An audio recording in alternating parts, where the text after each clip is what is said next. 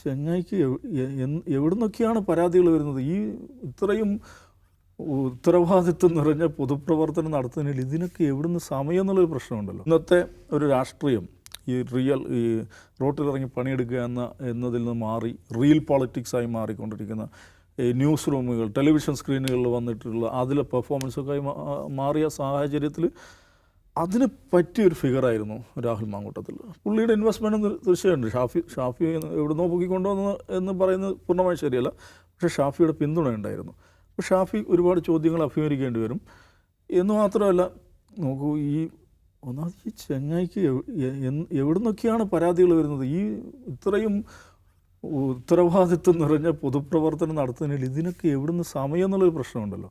ഈ ജാതി വേണ്ടാത്തരങ്ങൾക്കും വൃത്തികേടുകൾക്കും അതിന് മറപിടിക്കാൻ, വൃത്തികേടുകൾ ചെയ്താൽ പോരല്ലോ, അതിന് മറപിടിക്കാൻ വേണ്ടി നടത്തുന്ന ശ്രമങ്ങൾ അതെന്തെല്ലാം നടത്തേണ്ടി വരും? എന്തെല്ലാം ഒരു കുറ്റം ചെയ്താൽ അതിനെ മറക്കാൻ വേണ്ടി 100 കുറ്റം ചെയ്യേണ്ടി വരും. അതൊക്കെ ഉണ്ടായിട്ടും പൊളിറ്റിക്സിൽ ഇങ്ങനെ സജീവമായി നിൽക്കാൻ പറ്റുന്നത് കൊണ്ടാണ്. ഗ്രൗണ്ടിലിറങ്ങിയുള്ള രാഷ്ട്രീയ പ്രവർത്തനം അതിൻ്റെ ഒന്നും കാര്യമില്ല. കൈകൊട്ടിപ്പാട്ടും റീൽ കൊടുത്തുമായാൽ കാര്യങ്ങൾ നടന്നു കിട്ടും, നേതാവാകാൻ പറ്റും, MLA ആകാൻ പറ്റും. അങ്ങനെ ഒരു എക്കോസിസ്റ്റം ഈ പാർട്ടിക്കകത്തുണ്ട് എന്നുള്ളതാണ്.